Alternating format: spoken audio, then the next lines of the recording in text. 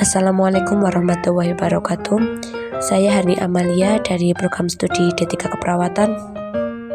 Kali ini akan membahas tentang sejarah ejaan bahasa Indonesia. Ejaan bahasa Indonesia atau EBI telah mengalami beberapa kali perubahan sejak masa kolonialisme hingga sekarang. Yang pertama ada ejaan Van Ebuitsen. Ejaan Van Ebuitsen adalah ejaan yang pernah digunakan pada zaman kolonialisme Belanda. Ejaan Van Ebuitsen dirangkai oleh Van Ebuitsen, seorang ahli bahasa dari Belanda, bersama dengan dua pakar bahasa dari Melayu yaitu Sultan Makmur dan Muhammad Taib Sultan Ibrahim. Ejaan Van Ebuitsen sendiri merupakan hasil dari penggabungan ejaan Latin dan ejaan Belanda. Setelah rancangan ejaan bahasa Indonesia dibuat, ejaan Van Ebuitsen diresmikan oleh pemerintah Belanda pada 1901 dan digunakan selama 46 tahun. Kemudian ada ejaan Swandi atau ejaan Republik.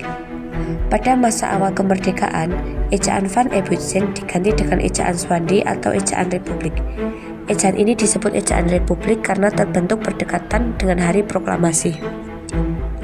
Sementara itu, ejaan ini disebut juga sebagai ejaan Swandi karena Swandi pada saat itu menjabat sebagai Menteri Pendidikan dan Kebudayaan.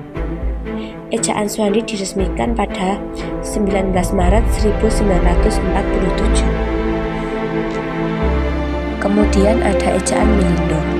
Ejaan Melindo adalah ejaan hasil kerjasama antara Indonesia dan Malaysia pada tahun 1959. Harapannya, ejaan Melindo dapat mulai digunakan pada Januari 1962 di Indonesia.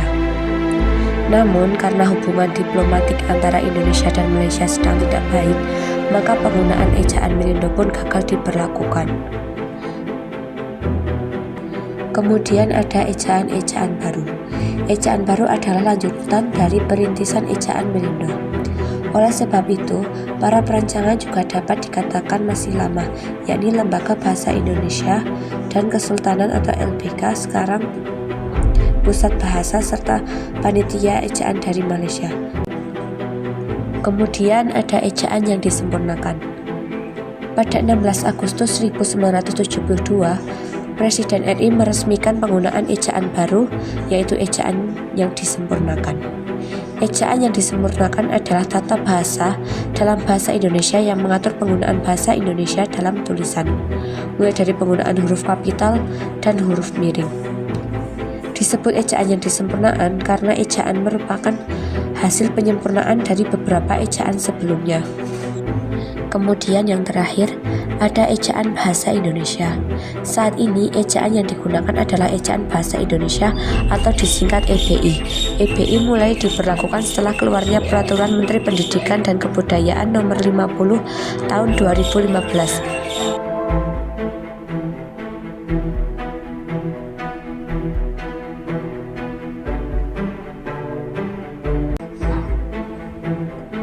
Mungkin sekian yang bisa saya jelaskan, kurang lebihnya saya mohon maaf.